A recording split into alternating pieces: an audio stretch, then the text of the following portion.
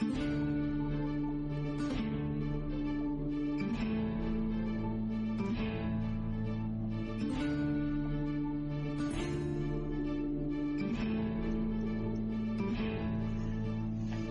now, all you mangy dogs. Swab the decks and hoist the sails. The guns on board be needing some proper manning. Pieces of 8 and a fine wench on your arm. If your work be not too shoddy. Careful not to flounder too badly, though, or you may have to dance the hempen jig as we see you to Davy Jones. Jeffy, my boy, on with the show.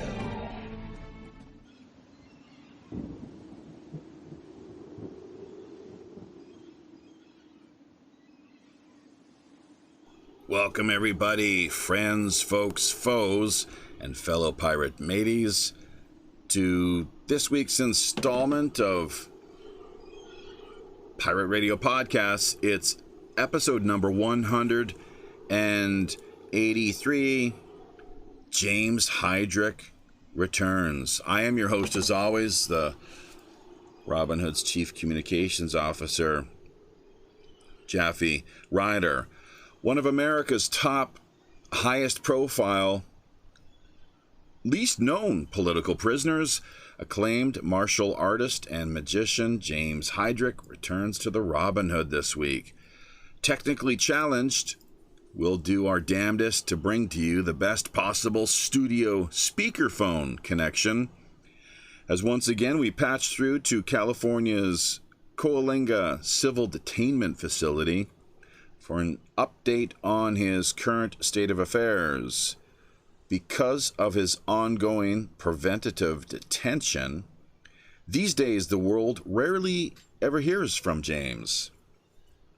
As with our earlier May 2017 interview, we'll do our best, though, to get a clear picture of all the latest developments, including why he was not released back in 2013, even though a majority of jurors ruled in support of his freedom 10-2. His websites are jameshydrick.blogspot.com, and on Facebook, simply facebook.com, Sir James Hydrick. Our main website is WPRPN.com. Sign up is free. Pirate One Radio at protonmail.com is our email address. That's the way you can hit us up, of course, with the PayPal donations, half of which go towards the likes of James and others, including UFO political prisoner John Ford, in accordance with the Robin Hood profit sharing and redistribution mandate. All right, well, I guess that is going to have to do it as far as an introduction is concerned.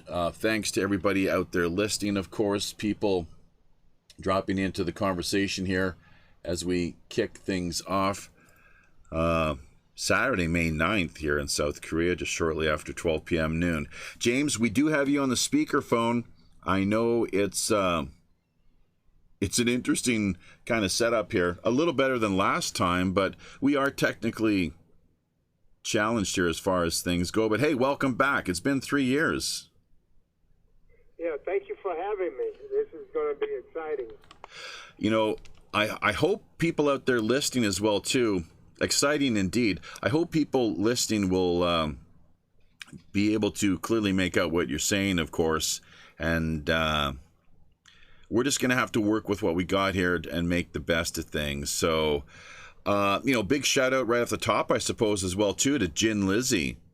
She's been helping out a fair deal from, as far as Facebook and whatnot is concerned. Do you want to say a little bit about Jin Lizzie, or? Yeah, she's a sweetheart. She's my girl, and she has been helping me out a lot for the last 4 or 5 months. And I could not do hardly anything without her. So her help is just unbelievable. And she really tries tries hard, and she stays up throughout the night helping me. All of my emails, my websites and things like that, you can thank Jen Lizzie for.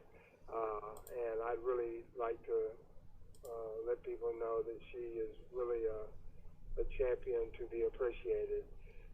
Also, the ajustfuture.org has also been helping, and I would like you to make sure that website is known, because that organization, A Just Future Project, is really combating the punitive detention, locking people up for something they might do in the future. And California, for some reason, seems to think that they can predict that sometime in the future, they don't know when, but they predict that I may commit a crime, and they are locking me up now to prevent me from committing that crime in the future. Now, that's what we're dealing with. When we talk about civil preventative detention throughout the United States, there's 20 states that do this. That is exactly what they're doing. Their reason for it, they say, is treatment. But if you've read anything about the Salem witch hunts back in the 1700s,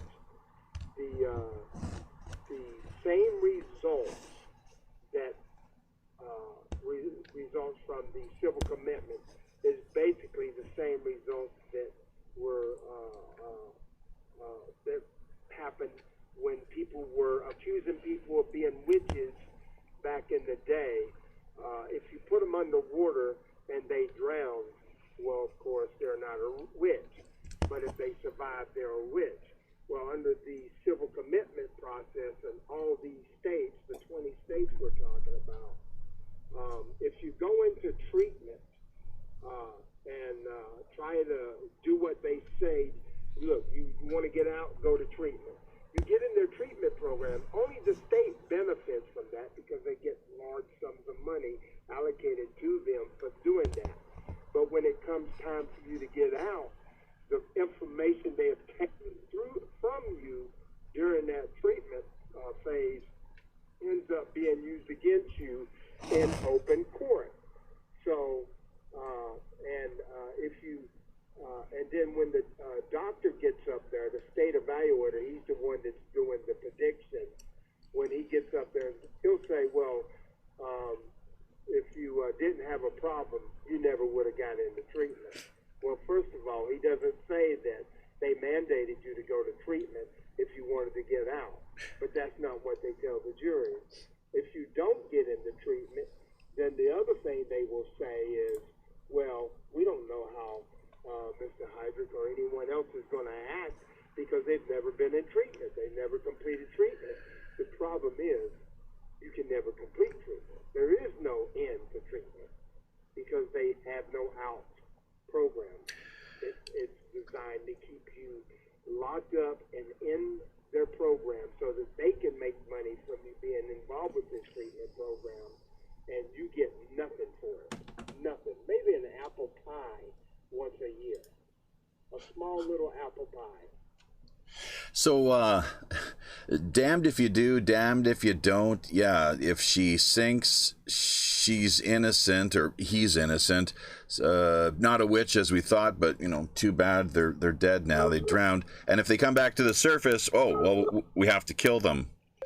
Let me see what's going... Hang on. And the same thing with anyone who... Even if I complete the program and I do look up and get out, it would be like releasing a person accused of being a witch or a warlock. Yeah, okay. If you recall, right. Everywhere that person went, they were ostracized or whatever. Right. Treated badly. Some were burned at the stake, recaptured and stuff like that.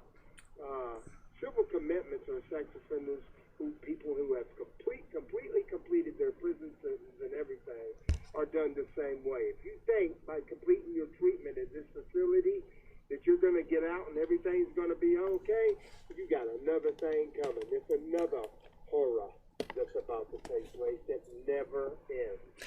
James, let me just jump in there for a second because listeners might not have a really good grasp on the particulars as far as your case is concerned, and which case, if that's the deal, that I would encourage people to go back and look at the show that we did a couple years ago, and nobody else has interviewed you, I don't think, up until this point. I don't give out interviews, just to you. Well, okay, and why is that exactly? Because with you, it's straightforward. We both know where we're coming from. We both have an understanding of what's going on, and we both are battling the same thing, injustice around the country. Okay, sure. And the bottom line though is you've got a special case which is not your run-of-the-mill. What is it? A sexual. I'm not sure. Offender, violent, predator.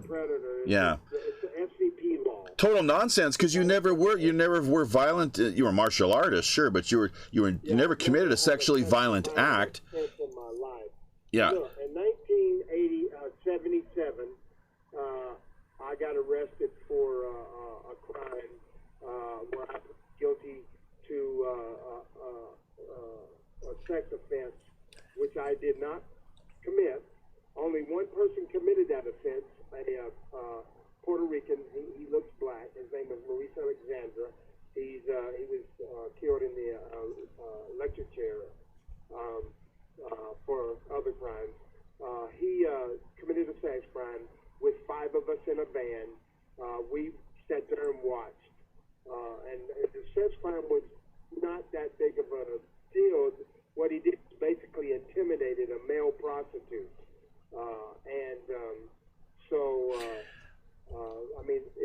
That's how you got charged. That's how you got charged with kidnapping out of the whole thing as well, too. Yeah, the kidnapping. I only got charged with kidnapping, robbery, and burglary. But the SVP law doesn't care about that. The fact that I pleaded guilty to these charges and that charge was there qualified me for this SVP law.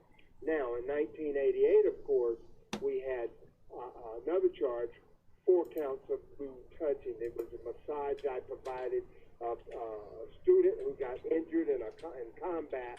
It was done in front of 500 and something people at the Ed Parker's International Karate Championship.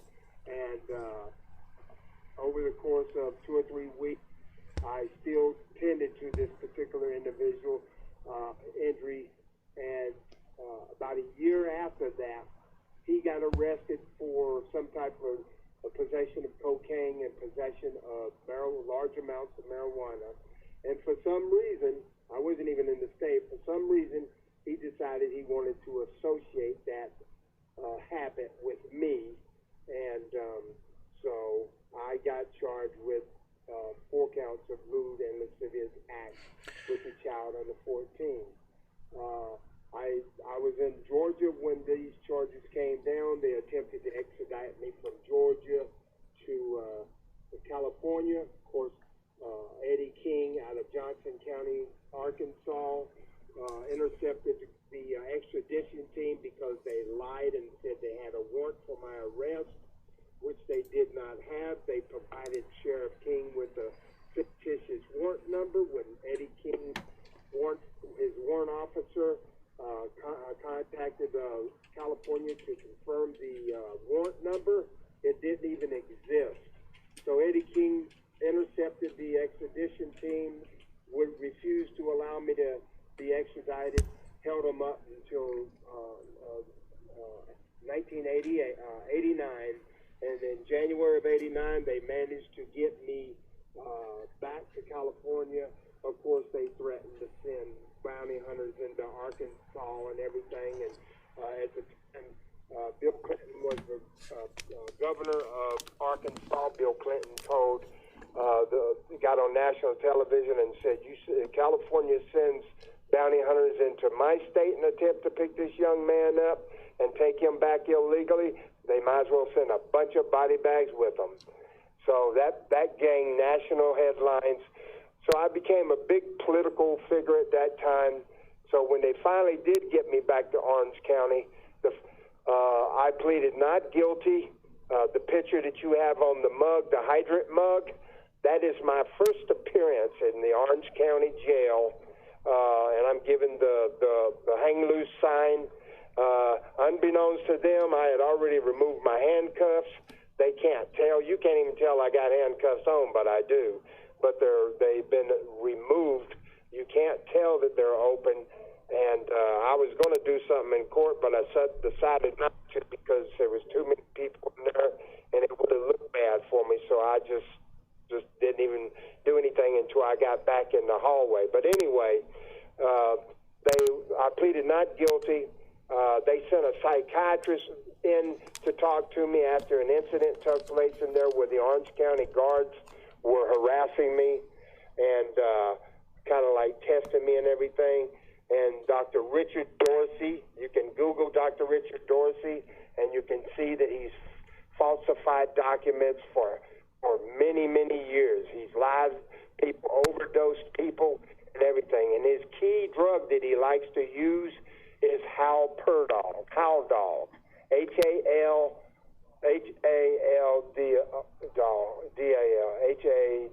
or something, Haldol. Anyway, it's an antipsychotic medication that is used by the Soviets.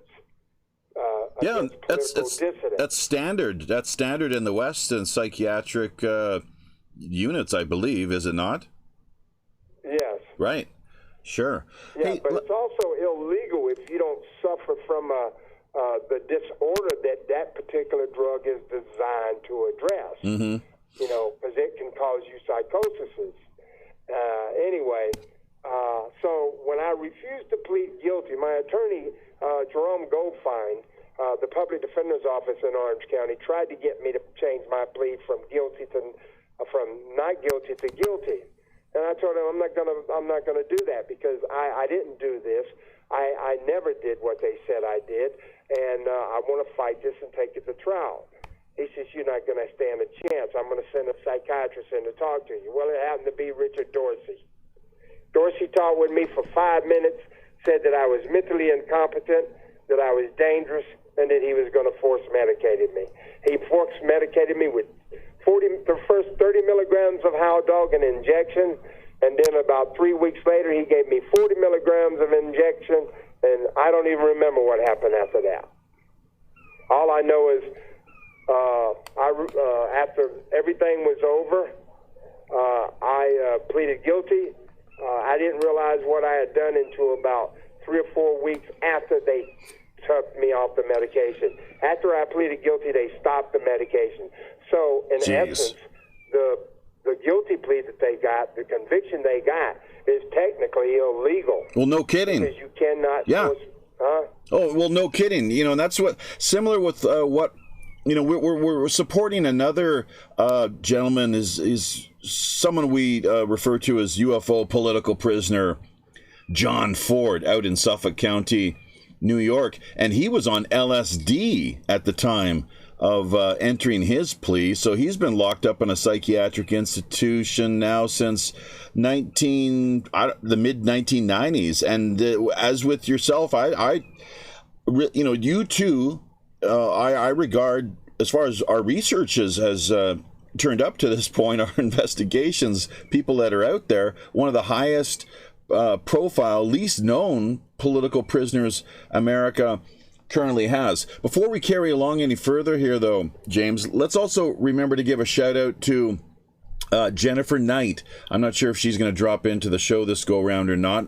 Also, Bo Keeley. It was through Jennifer that we met Bo, and without their support and helping to point us in the right direction, we never would have had the chance to make this connection with you. So for those out there in the wider listening audience, this is once again episode number 183 of Pirate Radio Podcasts. We are speaking here with James Hydrick, political prisoner James Hydrick, Coalinga Civil Detainment Facility. It's referred to as a state hospital. A civil detainment facility, is that accurate? No, it's a Coalinga State Hospital. It's a forensic facility, and you're supposed to be sent here for treatment, but in reality it is punishment characterized as treatment. But hang on, James. There's some people. I'm not sure if you call them inmates or not, guests, however you want to put it. But they do deserve to be there. I'm sure you would agree to that. With your case, though, it's something where you have served out a prison sentence. You've completed it entirely. What the state of California has done, and only 20 states across America do this, as you're well aware. I'm mostly just getting this information out for our listeners' sake, so they can become a little more aware to what's going on and how unjust America's legal system really is. There's only 20 states in America that have this preventative detention kind of minority report styled way of doing things, really. But pretty crazy stuff. So go ahead. Here's how you have to look at it. Imagine being locked up for 25 years. Just imagine that. Now imagine being locked up for 25 years for something you never did. Now let's take one step further. Imagine being locked up for 25 years for something you haven't even did yet.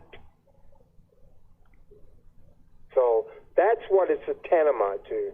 But regarding your statement about other people that are civilly committed, the problem with that is these men have completed their prison sentence. They have no. This law did not exist when the majority of the people here pleaded guilty or was convicted. The SVP law did not exist. Remember, my plea was done in 98. That's when my plea was done. No, 89. 89 was when my plea was done. The SVP law, the 6600 law, didn't even exist when my plea was done. So it shouldn't even apply to me. So what they did is they came up with this law in 96. 1996, they came up with this law. 89, 90, 91, 92, 93, 94, 95, 96. 7 years after I had already been sentenced and have 7 years in, I only have 2 years left to do on my sentence. They come up with a law saying that when I parole, I have to go to Tascadero State Hospital because they think I might have a mental disorder. Well, the whole time I was in prison, I didn't have a mental disorder. When I was going to trial, they didn't take me before a competency hearing, a 1368.1. They didn't question my competency in open court. So why all of a sudden do you wait until the end of my sentence to send in 2 state evaluators and try to say that, like Richard Dorsey did, in 5 minutes, I have a mental disorder? Yeah, what's crazy is the way that the legal system operates. Let's not forget, too, a lot of people, they confuse legal systems with justice. We got to stop doing that, because when it comes right down to it, almost anywhere you look, and I think in this instance, California is a pretty clear example of what we find taking place here today, what's been around since, as James has said, 1996, that these are cruel and unusual forms of punishment, which clearly it's the warehousing and the cash cow industry. There's a lot of money at stake here. 208. Have you've seen the printout that we did, right, the memorandums we got from Sacramento? Right. $288,000 a year. T-bone steaks and real luxury living accommodations, I guess, from the sounds of it then, clearly. No, we do not. We get nothing. We get nothing. We get less than what prisoners get. Let me explain something to you. We had a gentleman here by the name of Jose De Leon. He was a very good friend of mine. I've known him for 30 years. He either caught COVID-19 or he caught some type of infection. He had a quadruple heart bypass. He was doing fine. He's a Christian brother. He was doing fine. He was healing, going to church, giving Bible study. He was making me burritos, cracking jokes. I'd call his daughter every day, Brenda. I'd call his son, Rudy, and so he could talk to him. And we complained that he was having difficulty breathing and everything. For 4 or 5 days in a row, they ignored him. And then on the 20th or the 23rd, they took x-rays of his chest, and he came back, asked me to call his daughter for him, Brenda. I called her one last time. He went out, went to the hospital. The next day, he was dead. Yeah, I remember you were talking. You were talking about Rudy last time we actually spoke, and we ran the 10-minute sound clip of the last chance we had to connect with one another here. Via Jose De Leon is the one who died. Rudy is his son. We've had 14 patients last year die at this facility of unknown causes. Yeah. 14. Sure, but we've already had 7 this year, or 8. Right. Now. We've had 8 this year die. Okay, let me just say something though, James. Like, as there, there could be something to that as far as this COVID business goes. At the same time, I don't know if Lizzie sent you the article that I came across. It's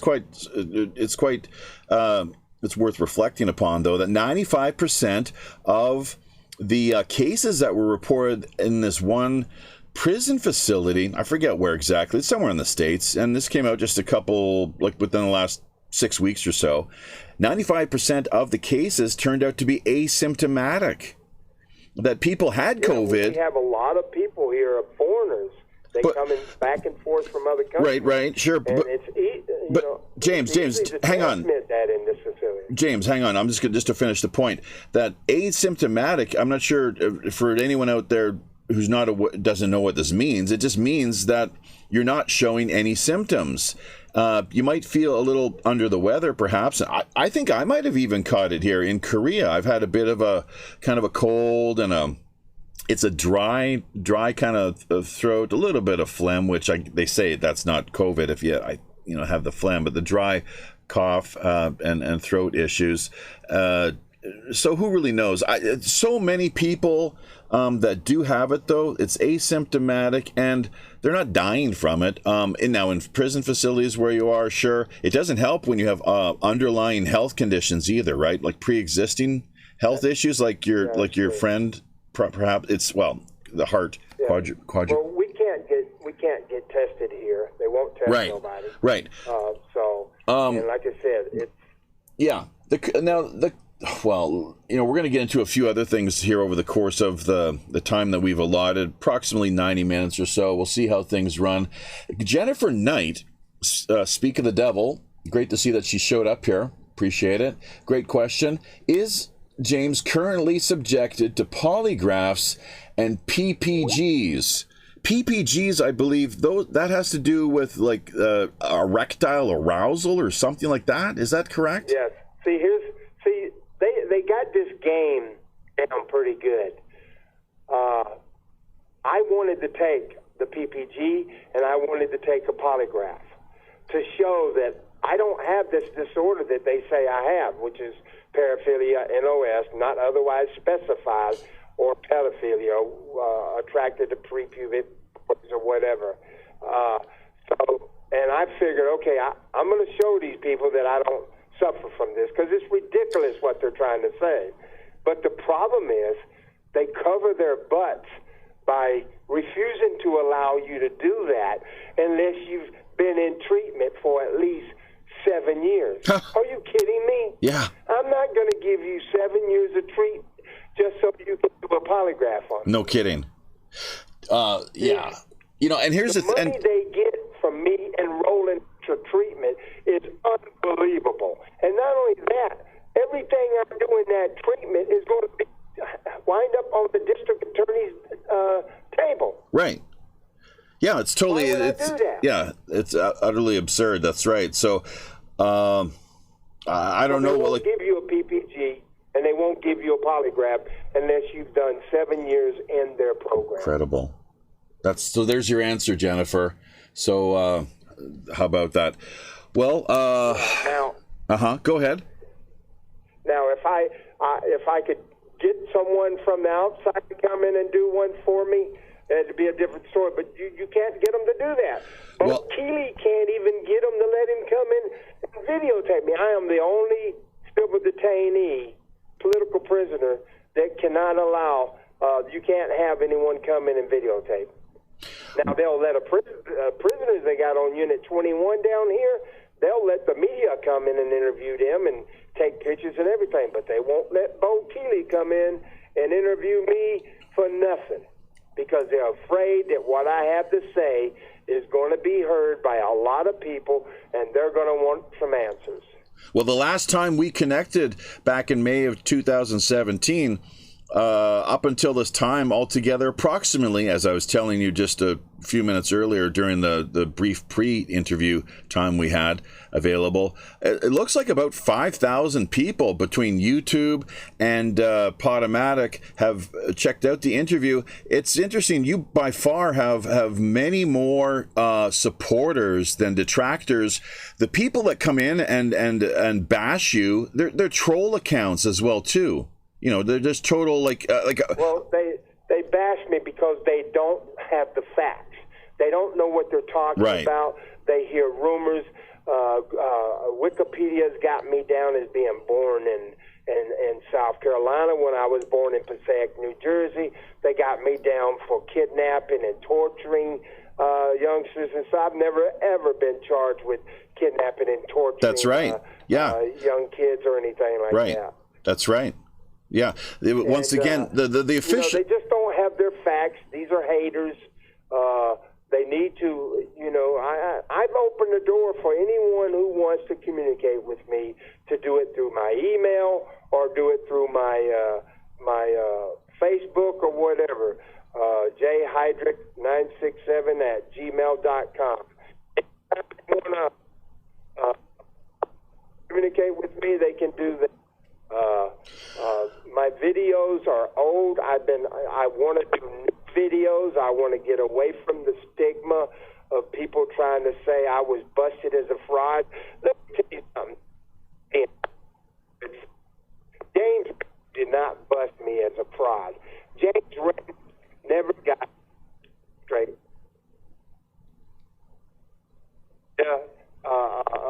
Correctly, of course, an educational guest to how I was moving the pages of the telephone book. But Randy told me himself here at Coalinga that he would have never went on national television and confronted me had he known about my childhood, because magic and martial arts is the only thing that I had that was pulling me, that would pull me out of the gutter of being abused and subject to the things that I was subject to as a child. Right. I'm not trying to get sympathy or say, oh, poor me or anything like that. Look, a lot of people have bad childhoods out there. I understand that. I happen to be one of those. It was hard for me to become what I became, and I worked very hard to reinvent myself. After the thing in Los Angeles where I was charged with robbery, kidnapping, and burglary, I didn't like that. I didn't like being around people who hurt people. I didn't like doing any of that. So I reinvented myself in that county jail, and I happened to look up and meet Michael Rupert and a few other people that were pretty interested in getting my life turned around. And while they were working on me in one format, which is pretty like heavy-duty confidential stuff, The other one was me working on myself and trying to remold myself into a very upstanding martial artist and very good magician. And I happened to look up and meet some good masters like Ed Parker, Dave German, Frank Dukes. Even though a lot of people put Frank Dukes down, I don't. Bloodsport, Frank Dukes. I happen to know things about Frank Dukes that a lot of people don't know. So right. But I just happened to look up and meet some very good people who saw what I could do and were impressed with what I could do. Ed Parker was certainly impressed, and so was Dave German. And these are top-notch martial artists. Well, they are not no cheapskate martial artists. Ed Parker, as anyone who's has an interest in or has studied the history of martial arts in the West, knows that he was Elvis Presley's personal karate instructor. He sure was. He was his bodyguard, karate instructor, and he also was the part of a special protection unit, him and Seagull and other people for the governor of Hawaii. How about that? So, well, there you go. Jennifer Knight. They were known as the Black Tigers. Oh. I don't know. Not too many people know that. Gin Lizzie talking about encouraging Jennifer Knight to give James a call, saying that she should go for it. So, by all means, I mean... Yes, you can. Bo Keeley sent me a message that she may be calling me, and I welcome her call and look forward to talking with her. He's also now... Or anybody. Sure. Absolutely. Well, listen, man, I don't know if you probably don't hear our show that much, but we, along with UFO political prisoner John Ford, Richard Whipple, he's someone who's working to repatriate himself back to Canada. It looks like we played a small part in actually successfully getting the ball in motion there too. So he's perhaps going to be finding himself returning after this COVID-19, or should I say 1984. Anyone who's read the George Orwell book, COVID-1984 business blows over. He'll be returning back to Canada with his young daughter and hopefully wife at some point. Kyler Davenport, another colorful character who is... he's been suffering from cancer. He's an avid talk show kind of underground live streamer, podcaster type personality. Controversial in some people's eyes, but once again, we've looked into his situation, and there's nothing on the guy, other than just haters. As we're gonna. The world is filled with these kind of people that, they'd rather than back you, they'd rather stab a knife, shove a knife in your back. Yeah, so, you cannot keep hating on someone who is trying to do good, who is trying to at least make an effort to demonstrate to society that, look, even though you force medicated me and got me to plead guilty, at least you should let me demonstrate to you that your prison sentence served its purpose. Give me that. They don't even do that. I'm not the only one like that. You got you got Garnet Robbins Bowman's son, Galen Bowman, who's in Arlington, Virginia, under the civil commitment thing there. This is an unbelievable, talented, intelligent young man who has absolutely no business being locked up. He's committed no crime, and his mother is over the ajustfuture.org, that project, the Just Futures project. If you go to that website, you can see what she's doing.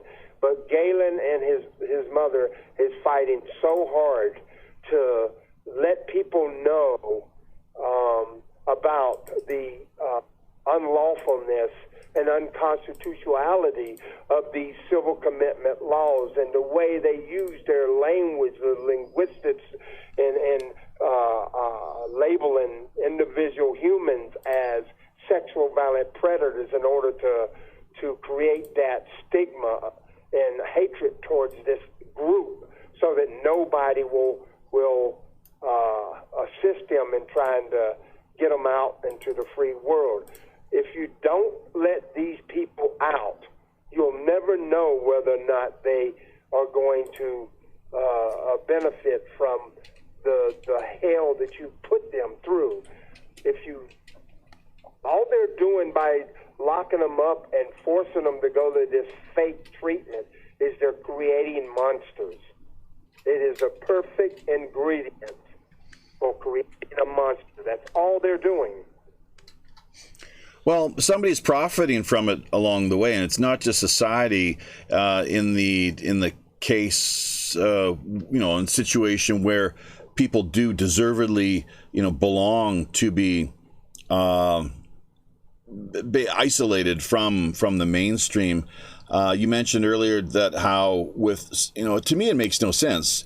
People, if they serve out their prison sentences, that's it. They've paid their debt to society, and they have won it's a new opportunity, a new life, and a new chance. They got a clean slate and give it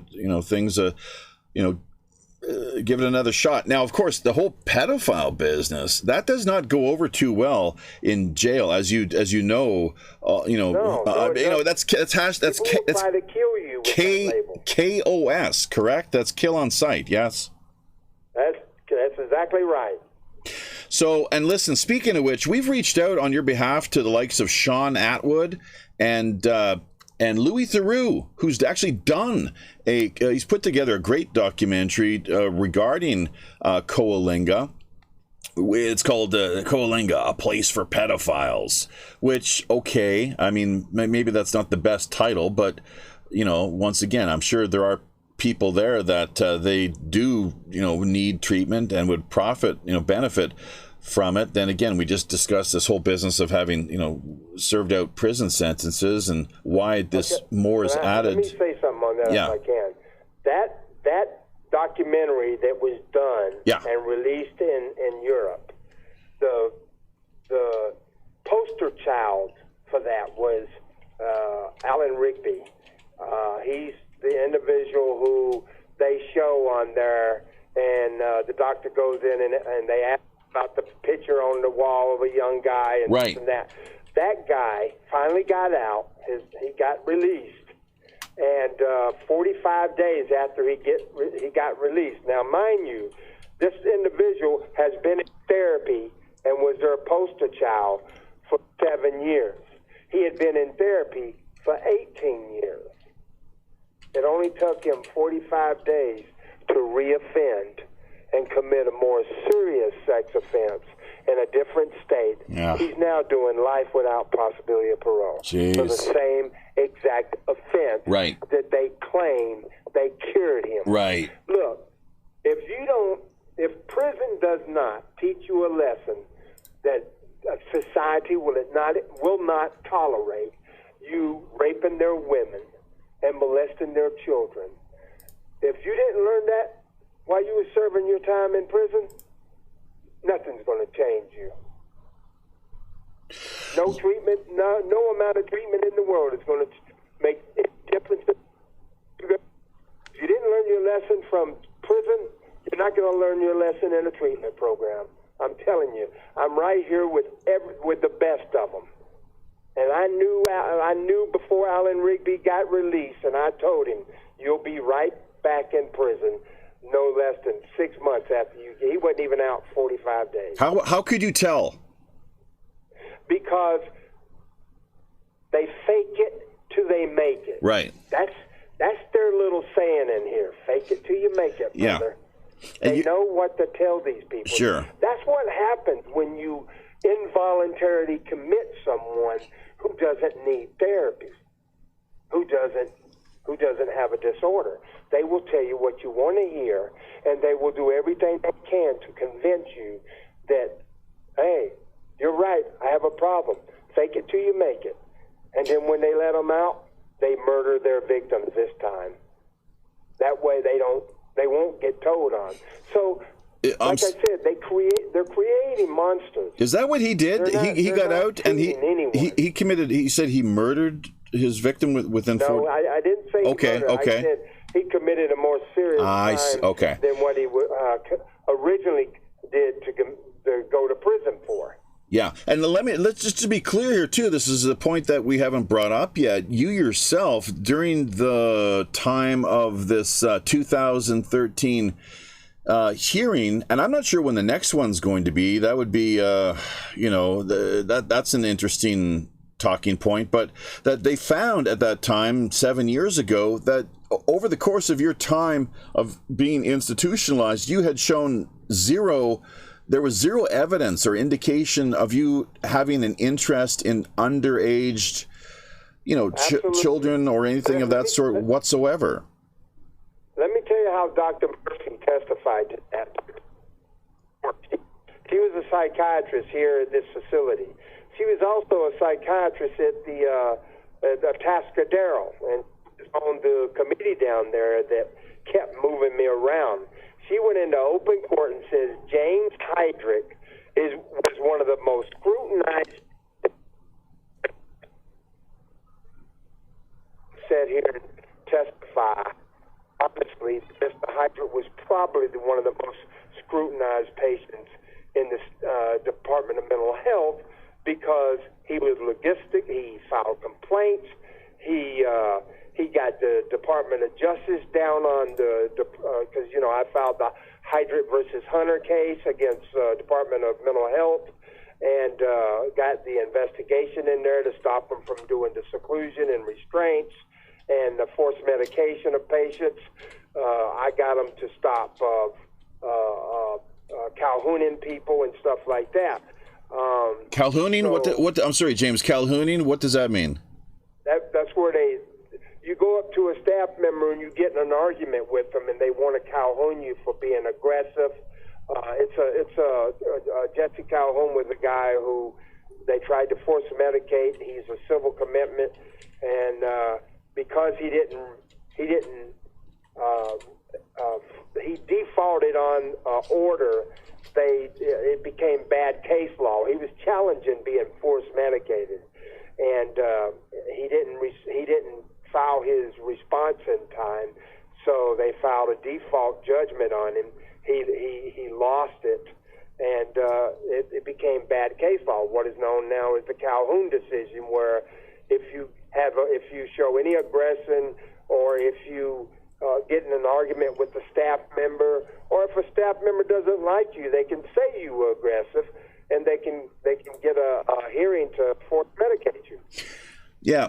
Speaking of staff members, Coalinga in particular, how helpful do you find them in general? Does it vary? Not helpful. They are told to smoke our charts, like as was reported in the Washington Spectator. Smoke our charts.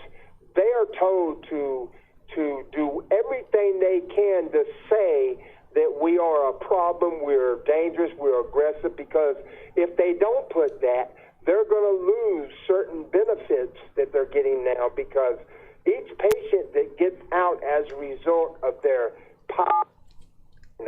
our documentation cost them $288,000 per patient. So if you say I'm done good and it results in me getting out as a result of that, you're going to lose one of your benefits. So in order to sustain that benefit, smoke their charts, I always connect their behavior with some type of sexual deviancy or sexual aggressiveness. I mean, I could walk down the hallway, smile at a staff member, and say good morning. They can go back to my chart and say that I flipped them off and made sexual facial expressions. One of the staff members who gave us a report said that they were told to If a patient looks at you in this way, you say that was a rape stare. If they look at a man that way, say that the look made you feel uncomfortable and it was a sexual stimulus type look. I mean, this is how they do it. Yeah. Microaggression. They're not doing making no efforts to try to get us out of it. Look, they took away our education. We don't even have vocational services, vocational education. They took it from us because, I mean, you got guys here that can't read or write. You got people who are not even Americans who are housed here, illegal immigrants, and they're not even supposed to be here. They should have been deported back to their country. Even if they complete the treatment here, and they can't release them. Why would they even be here? Because the state collects money off of them. Oh, yeah. They were convicted of a sex crime. What's the holding capacity of Coalinga, James?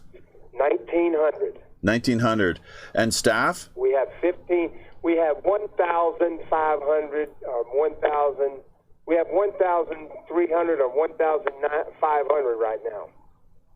How much? But they're not all. We have about 1,000 civil sex offenders, and the rest are probably MDOs and prisoners. They're not even supposed to be here, but they are. They've just been they've been redirected. This is by the legal system. They're victims, really. Have. I guess is what you're saying. So they get most of the funding, not us. Look, they took everything we had. They took our DVDs. They took our hard drives. We only allowed 30 DVDs. Yeah. MP3 players. MP3 players. We can't have no MP3 players or nothing like that. Right. Do you know prisoners are allowed MP3 players? Prisoners are allowed tablets. We can't even have tablets here. I mean, how do they say it's not harsher than prison? It is. We can't even have a toothpick here. We can't even have a piece of tape. The toothbrushes that they give us here are 2 inches long, maybe an inch and a half long.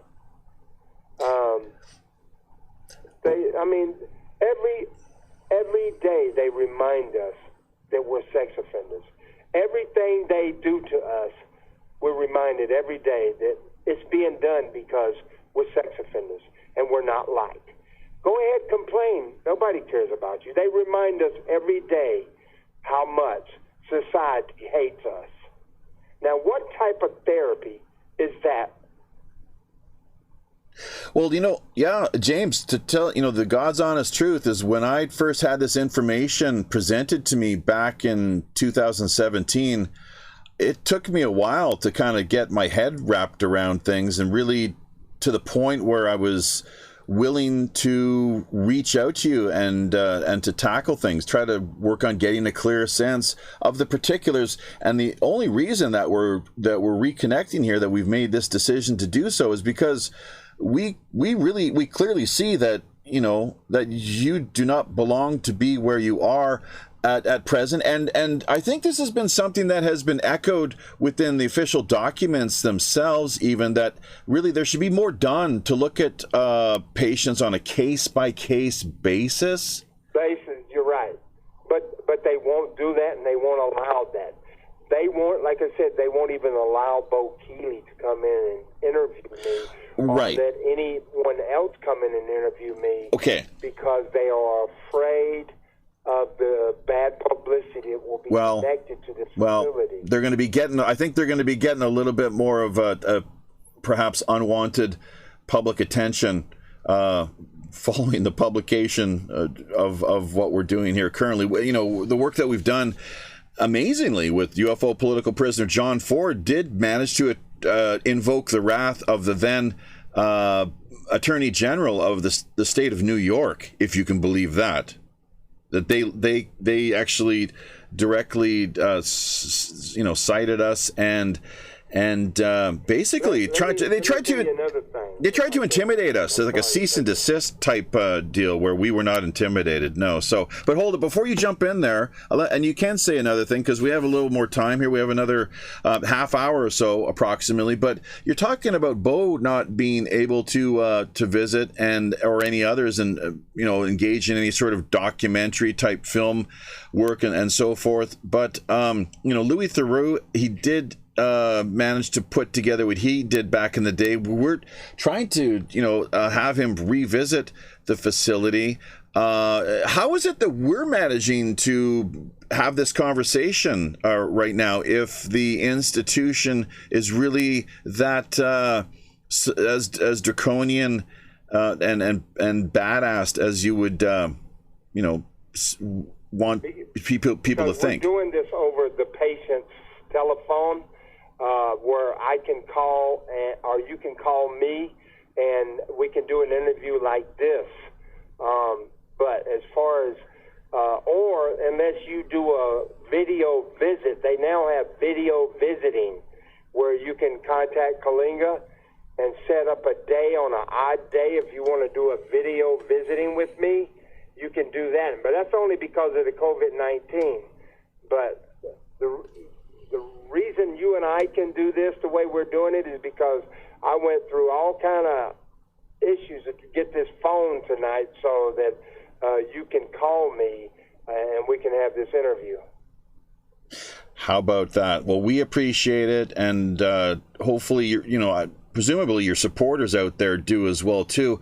Of which, once again, based on the comments we saw last time, courtesy of YouTube, definitely the majority of people who did check out what we had archived, even though sound quality was not ideal, that they were in support of you and your plight, of course, and that really believe that you should have long ago become a free man, frankly. So what's the deal now? I know you and Jen Lizzie, you're kind of an item. Hopefully you don't mind talking about that at least a little bit. But didn't you have a wife as well too who passed away a number of years ago? Yeah, I was married to Linda Sprague, Linda Hydrick, and she was from Galt, California. We were married for 13 years. Eric Mendez was my best man. And I liked Eric. Eric was a good guy to me. I taught him Kempo. I taught him Wing Chun and Aikido while we were cellies. We were cellies at Folsom together. And and I was at his wedding when him and Tammy Sockerman got married. But my wife was a very good woman. She worked for Martindale Hubbell. She was a paralegal, and she died May 17, 2000 of bone marrow cancer. While we were at New Folsom, she complained about having fatigue and everything like that. I asked her to go get herself checked out. Next thing I know, one day on visiting, she came in, sad, long face, with her daughter Heather and my stepdaughter Heather, and they said she had bone marrow cancer. Breast cancer that metastasized into the bone, and about 8 months later, she died while I was at Atascadero. Well, yeah, that's a tough break. And then Jen Lizzie and I just met about 4 or 5 months ago. Bo Keeley introduced me to her, and we have just two peas in a pie. We identify with each other. We laugh and just have a good old time together. Plus, she helps me. She's never said no to me. She helps me a lot. I teach her. She teaches me. And it's just been very helpful. But what I wanted to say earlier was, we have Leon Makiki out of Phoenix, Arizona. Mark Parker was a good friend of mine. He and I did time together at New Folsom. We went to AdSeg together. I used to get him in the ring and teach him how to fight. We got him in shape. He he paroled. He's off parole now. He's in Phoenix. He's a very well respected business person, and he's got a friend, Leon McKeekey, who owns the Fresh Start program there. It's a big program that helps people coming out of prison to get a fresh start, something I should have been allowed to. But Leon has been trying his best to get people interested in trying to help me get released from California to go to his facility in Phoenix. And he just can't get it done. California refuses to even talk to him. San Luis Obispo Court Judge Duffy, she is a female judge, Duffy, who is refusing to do anything with my case. You know where they said I get to go back every year before a court? That's not true. I don't go back every year. You get this one doctor who comes in and calls me and tries to talk to me, and I refuse to talk to him. And he cuts and pastes a valuation report and even has the wrong information in there from other people. And he submits that to the courts, saying that I have not changed because I haven't got in treatment or anything like that. You better believe that if I had went in treatment, that report would have still said he has not changed. If he didn't have a problem, he never would have gotten treatment. You know, you cannot win. It's a catch-22. There's nothing you can do to complete this program and get out.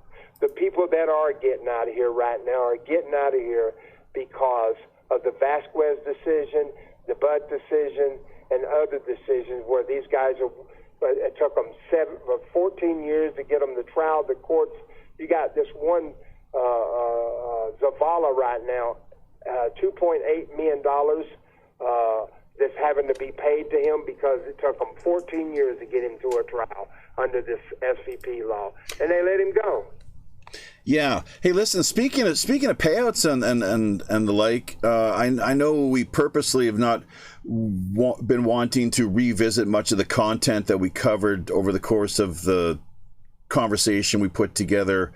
Interview we did in May of 2017. The links are there for anyone who's interested, wants to do a little more research, look into the backstory regarding James and his.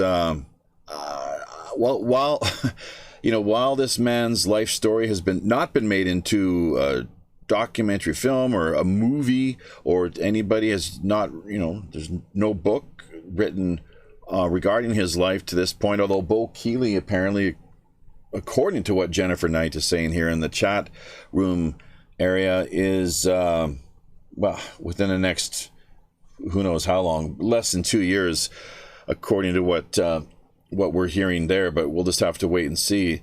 So, but yeah, why nothing has been done on that front is quite something. Similar to John Ford, UFO political prisoner John Ford. So this is episode number 183 of Pirate Radio Podcast. Great you could make it. Have taken the time to join us here, of course, out of your busy, or maybe not so busy, COVID 1984 day.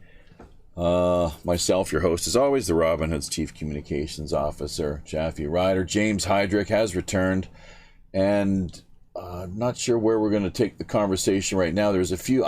I'm having to pretty much just run completely with what we have here on the top of my head. There was something else I was going to ask you. Here we go. Now I remember. Dealing with this, speaking of payouts and so forth, that you were set to be executed out in is either North or South Carolina. And this is really strange because I don't know how often this happens, but it turned out to be a clerical error. And that just from right out of the blue, you had to stage at that point a prison breakout. You were successful, thank God. And in the wake of all this, it picked up an amount, a small amount at least, maybe a little more than that, the media attention. And I think there was a payout made after that as well too, was there not? Yeah, it was $25,000 for the wrongful detention. It was the the Richmond County Court of Common Pleas granted me a $25,000 out-of-court settlement for the wrongful detainment. What had happened was I was in the Aiken County Detention Center in Aiken, South Carolina, and just the way that the sheriff acted when I walked in, it was for failure to stop for a blue light and siren that they put me in there. But the sheriff, he goes, yeah, you can look, my nickname back then was Rambo, so naturally I'm going to try to fill them shoes. So, the sheriff keeps checking me out, and yeah, Rambo, you can look around and hear all you want, you're not getting out of here. About 2 hours later, I was gone.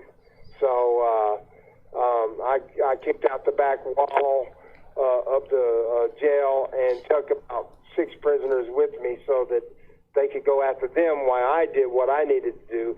Before I left, I had called up my little buddy, Charles Craig, told him to go pick up my Camaro. I had a 59 Camaro, and I told him to go get my Camaro and be down at the railroad trestle. I'll be there in about 45 minutes. And he goes, really, Rambo? Really? I said, yeah, just get down there. And we had thunder and lightning, and every time the thunder would hit, I'd kick that wall, and you could feel the vibration in the wall, but you couldn't determine whether or not it was the lightning or me kicking it. I don't think anybody knew exactly what I was doing. But it took me about 10, 15 kicks to finally get through that wall because it had rebar. And so I finally got through the wall, and the prison gate wasn't nothing to kick open. It had like that little U thing that fits over the pole, and it was chained with a lock. So all I did is kicked it real hard, and it just broke the galvanized steel, and the gate just popped open. So I looked through the wall and said, all right, come on, give me about 6 of you. Let's go. If you guys want to go home, take off. But don't follow me. And so I went down the railroad trestle and took off. And because of that, after they finally got a hold of me, they decided the governors told them to put him in the CCI in Columbia. That's the Central Correctional Institute in Columbia, South Carolina, off the Broad River. And Governor Richard Riley issued a governor's warrant to have me transported there and held for safekeeping. Well, he didn't think about that ruling because all safekeepers in South Carolina are death row inmates. And they put me in CB2, which is death row, that's cell block 2. And so while I was in there, I didn't have a court date or anything at the time. So I waited and waited, and then I went back to court, and the courts gave me 18 months probation, time served, upon a $1,000 fine for the damage to the wall. I paid the fine, and Bonnet paid the fine, and they were supposed to let me go. But someone made a mistake and transported me back to CB2, thinking that I got 5 years or something. But they didn't mark it down because there was no order, because I was still considered a safekeeper. And so when I got back there, I had a May 10th, I think it was May 10th or May 10th execution date. And it was stamped on the form, execution date for May 10th. And on May 7th, I escaped. So, well, I bent the bars of the cell. I bent the bars of the front door of the cell using galvanized pipe from the sink. Put it on my shoulder, and I tucked and used my elbow and the towel and knocked the weld loose on the bottom pole and put the pipe in there and bend it straight up and hit the other one, bend it straight up and hit the other one and bend. There was 3 rods right there. And I climbed right through there, and they saw me and got up on the catwalk and come in there and tried to, about 6 of them tried to manhandle me, but it didn't work out the way they thought. And I got a hold of that mace and I lit them up. Took their baton, one of my expertise is tanfa, a Japanese tanfa, or a Korean tanfa, and Fumio Drama taught me how to use the tanfa years ago. Fumio Drama is an expert in tanfa, and yeah, they had a bad day. And that's just amazing, because all due to clerical error, and it's got to make a few of our audience members, along with myself here, of course, too, ask ourselves the question: how many other, these so-called, quote, air quotes now, folks, clerical errors have been made over the years, leading to... And they executed the wrong people, absolutely. Yeah, that's beyond disturbing, frankly. Let me just... South Carolina nowadays swears up and down that I did not have a death sentence, but I was on death row. You don't put people on death row who don't have a death sentence. Presumably not, of course. That's right.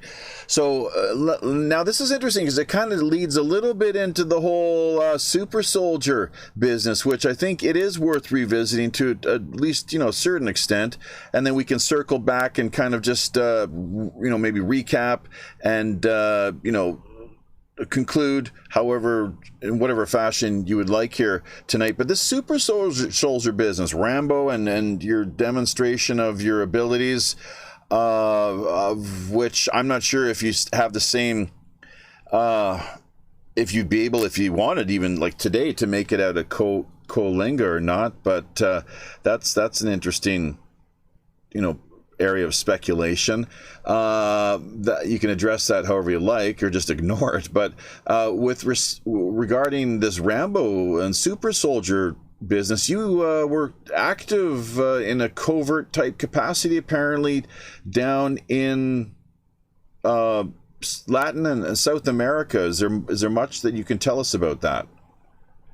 Well, I went on 3 tours there. I was NGO. Our uniforms were sanitized, weapons were sanitized. Almost like the 6 individuals that just got busted in Venezuela. They went in as a contractor, and the same thing. We went in as contractors while we were there to assist in certain things.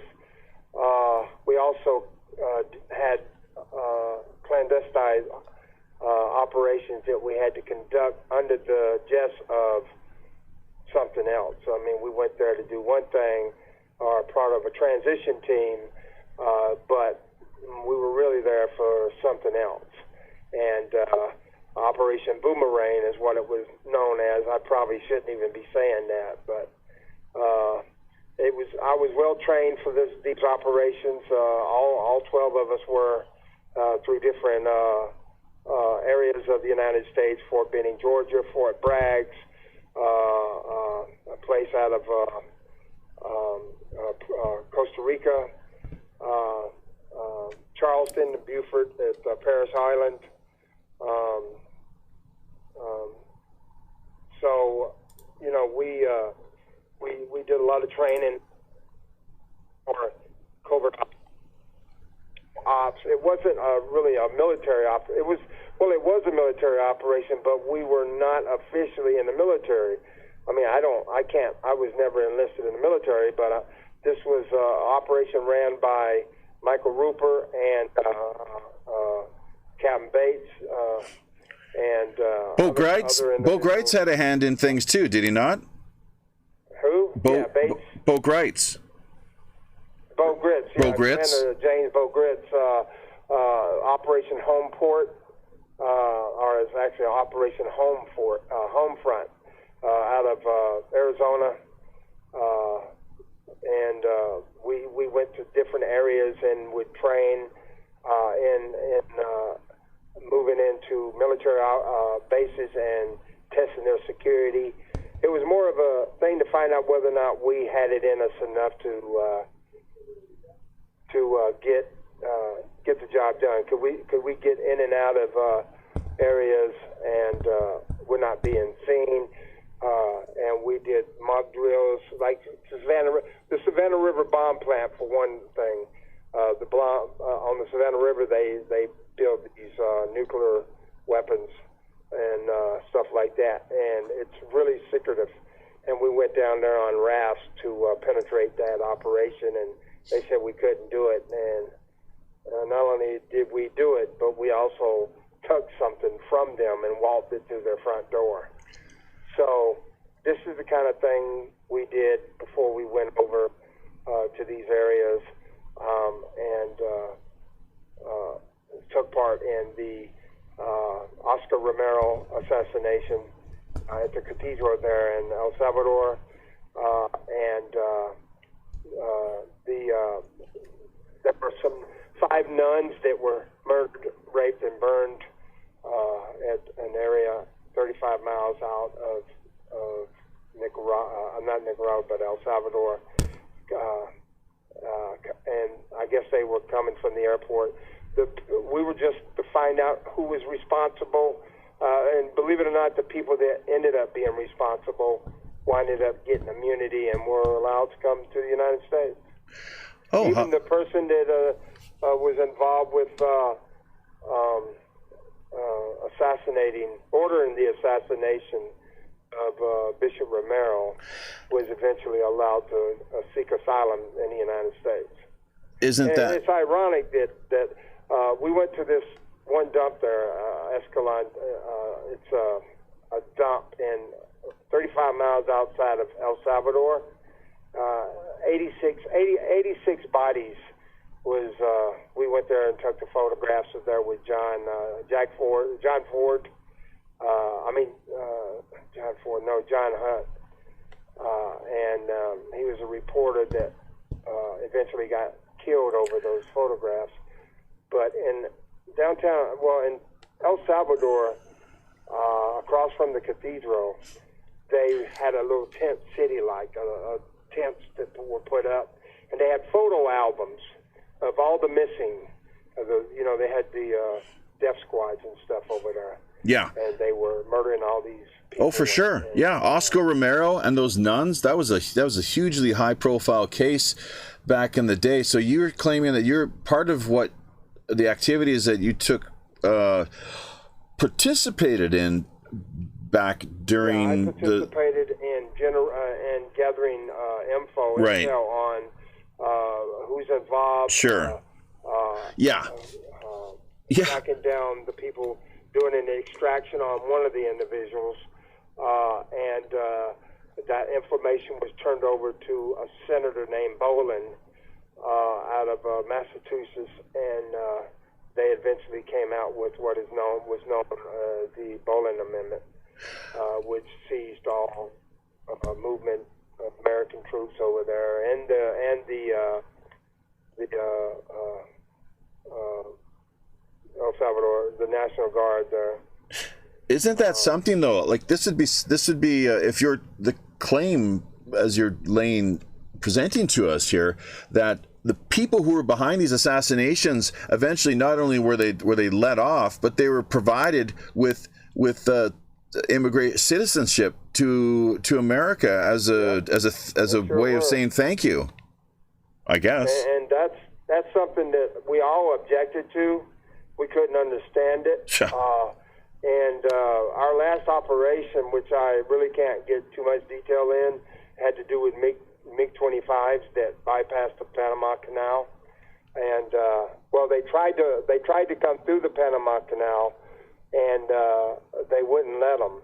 So it was on a Soviet vessel. So they went around and docked at the harbor in Honduras and Escalon, at El Tigre, at the harbor there in El Tigre. So, that was our last operation, and we pretty much quit after that because our intel was, once we started engaging in certain things, they would change up on us and tell us something else, or things would change to where it compromised the team, and we just said, you know what, this is not safe. We need to get the hell out of here, and that's pretty much what we did. And ever since then, I've had nothing but problems. And of course, Michael, And I think his dog, too, ended up dead. Michael Rupert. Yeah. Yeah, that news reporter that you were trying, the name you weren't too clear on there just a moment or two ago, that wasn't Gary Webb by chance, was it? No. Okay. Gary Webb was a different guy. Yeah. Okay. No, I'm talking about John. Don't worry about it. If you can't recall the name of the reporter, we can maybe It's been a while. Yeah. I'm sure it'll come back at some point. The dump is Pylon Dump. It's called Pylon or something like that. I'm sorry. The what was called? The dump where all the bodies Right. were, where they were burned. I mean, the smell when you ride there is unbelievable. And they tossed them with oil, set them on fire, they shot them. You could see where they were sexually assaulted. They had their hands bound behind their backs. Sure. And we spent like 2 hours photographing that area and calling it in and everything. And of course, I'm sure, more than aware of the CIA's alleged role and activity in that region of the world. Not only when it comes to... and there was some things that like I said, I can't talk about, but yeah, Bo Keeley has all that information about the photographs that we took of planes being loaded with cocaine and guns being taken off. And well, this is right during the height of the whole Iran-Contra affair, was it not? Yes. Everything was connected to the Iran-Contra affair. And of course, Noriega. Yeah, and let's not George Bush Sr. Daniel Ortega. Daniel Ortega was right in the middle of it as well. Right. Okay. And George Bush Sr. My understanding is he's back in action. Oh, Daniel Ortega. I think so. Oh, I see. Because you mentioned something about Venezuela, and it has been in the news as of late. I haven't really followed things all that closely, but what happened there just recently? Can you just comment? Well, they were there as a transition team or some kind of team, but they apparently attempted to initiate a coup against Maduro. And so it didn't go over too well, though. I guess is what my impression. No, they whoever coordinated that effort didn't get their information right, or didn't get the right people to pull it off. Because I mean, we had our operation. Well, I'm not going to compare that, but I don't know what they did wrong, but. My understanding is they got caught and they paraded them around with no clothes, well, nothing on but their skivvies, and that's pretty embarrassing. These were Americans, is that right? These are ex-Army Rangers and former Green Berets. That's pretty humiliating. So to do it. Well, they're going to be held now as bargaining chips for something, I'd imagine. That's right. Yeah. I mean, we had Army, we had military personnel with us. We had Army Rangers with us and stuff that help or coordinate our efforts in there. Sure. Okay, so let's just give a shout-out, word of thanks to Joey Boomer, Jen Lizzie, of course, Jennifer Knight, Bo Keeley, who's not dropped in and joined us here live. He keeps a pretty low profile. He's off doing his well, we call him Bo King of the Road, Keeley, and that's for good reason. So he doesn't spend a lot of time, engaged in social media. Mr. Anderson, and the Monkey's cat. And who else do we have here? On the Fence with Musa, as always, really helpful with sharing the links. So, yeah, including our Patreon page. Our email there is pirate1radio@protonmail.com.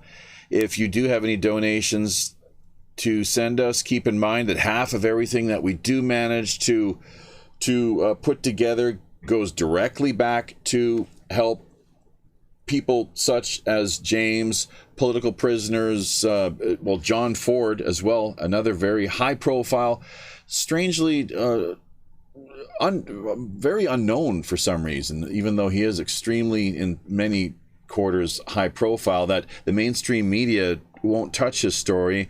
Why no mainstream media outlets have bothered to visit James and do more of a 60 minutes piece or anything along those lines? 2020, I mean, come on. That's one of the reasons we are challenging Louis Theroux to make a revisit Coalinga, along with Sean Atwood, who I, once again, if they have any idea who he is, we sent him an email and tried to make as clear as possible the particulars regarding your case, James. Sean is very, very high profile. He was in jail for, I think it was ecstasy trafficking and sales. It was a real learning experience all around. He was having to deal with, just even on the outside when he had his ecstasy business in place, some pretty high profile, the New York gangster crowd and so forth that were moving in on his turf and having to deal with things like that. But no, what he's done lately, though, since he's got out of jail, is he works on talking about what it's like to spend life in custody behind bars, and it ain't no walk in the park, I think, as most people probably can understand. You more than anyone, clearly, someone who's lived all too many of your years within that environment. But we're hoping that he will, because he did. Now, here's the thing. He once raised the question, I guess some of his listeners wanted him to potentially interview a chomo, something that which you'll know what that means. Of course, it's shorthand for child. Yeah, I know what that means. Child molester. But I clearly, I think by this stage, if people have been paying attention and continue to dig deeper, they'll see that this, we're not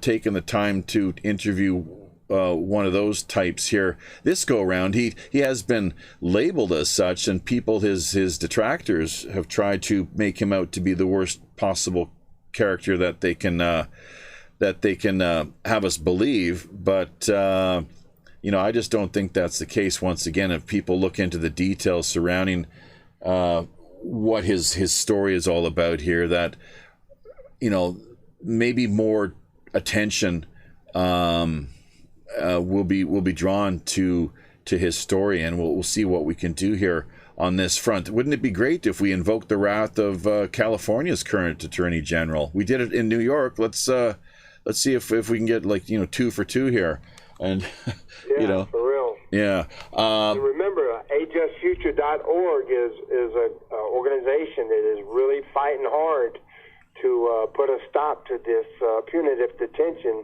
of people who have completed their sentence and are locked up for something they might do in the future. Civil detainment, preventative detention, is that correct? That's correct. And of course, they always have these really inventive, Orwellian, when it comes right down to it, labels or terms, catchphrases, the way things with the legalese and so forth, that with the way that certain institutional games are played. So we got to be on the lookout for that. Although, once again, characters clearly, and this is why it's case by case basis. That really jumped out at me in reading over the documents. I think it was that Gin Lizzie sent our way. Really important to keep in mind that, of course, you've got to look at things on a case by case basis. That's obvious. But when you've got people as dramatically, they couldn't be any different. James here on the one hand, as compared to, let's see, who was this that Rigby. Yeah. Once again, Rigby is the one who was physically castrated, was her question. So he was the guy that after 45 days out, having won his freedom again, that he reoffended. That's the guy we're talking about. He reoffended. Yeah. Alan Rigby. Right. Okay. The Jackal here saying that. I don't think think he was castrated, and if he was, it didn't do it any good. Oh, obviously, no, apparently not. The Jackal here coming in, dropping at the end of the stream, saying that, yeah, we're sounding clear. So who knows? Maybe Angel will have he'd be someone that would perhaps be interested in talking to James here at some point. We are connected with a few other live streamers out here and people who do manage to pick up even more of an audience than what we manage. We're pretty much an independent, just online, underground, open sourced, Fifth Estate live streaming, pirate radio project. And as far as that goes, who knows where it'll end up one day, but we're just doing our best here to maintain our integrity and to look for interesting stories with people such as James here, whose voices are not being heard. He is an example of someone whose voice has been taken away from him, and to me to the crew aboard the Robin Hood, that just doesn't fly. So that's why we're here. That's why we've taken the time this week to speak with him, and just really glad that everyone has joined us here, of course, via the live stream. It's been a technical challenge once again. I think we've got our levels up basically with the speakerphone setup that we have in place. I'm actually having to, well, if people saw me right now, it'd be quite I'm humorous, I'm sure. I've only got one hand free, let's put it that way. All right, so the right hand is doing all the typing here on one keyboard, and we got on the other computer, I'm having to focus more on just taking care of the phone and seeing that we got a decent sound quality and stream level in place. So, well, James, I think we've pretty much run the course here, but we have your contact information there in the show description area, and I think we've interested a few people, maybe excited a couple as well, hopefully, that are managing to turn them onto your story to the point where, once again, when I first was presented with this information, I knew your name, of course, because I remembered you from back in the day when you were on That's Incredible and What's My Line, and with Bob Barker, the James Randi Business, of course, and so forth. But just this, as you say, the whole the child molester stigma, which it's a tough one. Obviously, you cannot shake it once you've been branded as such. Yeah, it's a hard one to shake. It's a hard one to, because trying to explain it to people, saying, look, I would not have pleaded guilty had they not have drugged me. That's the bottom line. If you're going to try me for a crime, let me be tried in a natural state, in my normal state. Don't force medicate me, because your conviction's no good at that point. Well, and that's the problem, the distinction between the legal system and justice system. People have to be careful in making that distinction, and all too often they refer to, they get, just... And I want to say this Dr. Dorsey, Richard Dorsey, you really got to look him up, Google him, and look at the stuff that this guy has destroyed people's lives. And this is the guy that he's picking his nose on camera when he's being interviewed by a court. That's pretty classy. Yeah, sure. Yeah, for a psych. Dick Dorsey, huh? This guy wears his pants. He looks like he's expecting a flood. Oh, jeez. His pants are so high. And he's just, something's wrong with him. And he was in charge of the Orange County Jail mental health department. And there's nothing, when you got 7 officers holding you down, while someone is sticking a needle in your ass, there is really not much you can do about it. I guess not. So Dick Dorsey, there's a reason he's a dick, from the sounds of things. So clearly, warranting that moniker. But Richard Dick Dorsey. Is there anything then that you just like to further add to things here before we put this one to bed then, James? Yeah, I do. I'd just like to say I appreciate you giving me this audience, and I appreciate you having an interest in my story. And anyone out there who wishes to contact me, please make the effort to do so. I'll speak with you. Don't believe the hype. I am nothing like they say I am. And there's no way I can prove it while I'm here because they don't give you the opportunity to prove it. Everything is set up to where they win. If not, you can't. Yeah. Heads we win. Hey, man. Heads we win. Tails you lose. Gotcha. That's right. Yeah. So just stand by then, James. We're gonna queue up the outro here, and if you got the time and the interest, the energy level as well, that we will keep you around for an after show. I'm not sure if we did something like this last time. It runs for about an hour, but just get you to sit tight there. We're gonna queue up the like I said, the outro in just a moment or two. But let's remind people that next week we got Brian Rue returning to the Robin Hood, and he's going to be focusing mostly on his history regarding Buddhist philosophy, influences in that regard, music as well too. He's a big music fan, so a little bit of the Laurel Canyon music conspiracy. I think he's going to be able to speak to that. Along with the fact that no, we're not going to be hearing too much from him, and we're going to be purposely doing it this way, of course. He's most notoriously known for having lost his job because of his personal political views regarding World War II history, if you can believe that. Yeah, he's a pro-Hitler guy. We ourselves are not, just to make that much clear, but we will speak to anyone, in true classic liberal tradition. I'm not speaking the kind of liberals that you find around necessarily, active these days, but the classic liberal tradition. So look forward to that. We've also got Jordan Maxwell coming up in June. So that's a big name, someone that we don't typically go out of our way to book. Of course, the Robin Hood is here for the independent voices, up and coming, lesser known types who are out there not really getting the exposure that they that they really warrant. Of course, that's what we're here for. Hashtag WWRHD. What would Robin Hood do? Be sure to check out our Teespring store.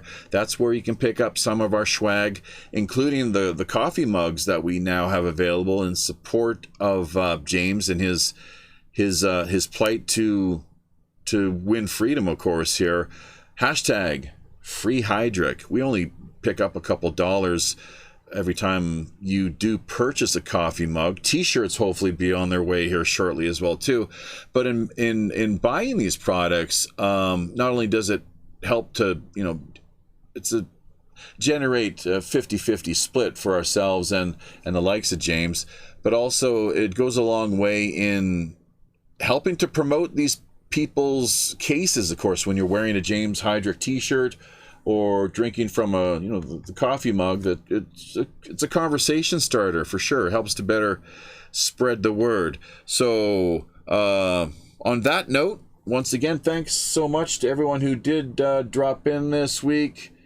You are appreciated as well too, Gin Lizzie, a very instrumental player here, someone who without which I don't think our things would have gone as smoothly as they did this week. So 5,000 views altogether last go round. It's 3 years now. 3 years ago, this May 17th. I'm not sure actually. It was 2017, but we'll see. We'll see how this all plays out over the long term. Have it archived, get it up on BitChute within a couple hours, and leave it up to the public what they're really, in the end, able to make of it all. On behalf of Captain Long John Sinclair and all the rest of the crew here aboard the Robin Hood, until we meet again out on the high digital seas, I'm your host as always, the show's Chief Communications Officer, Jaffe Ryder. Tally ho.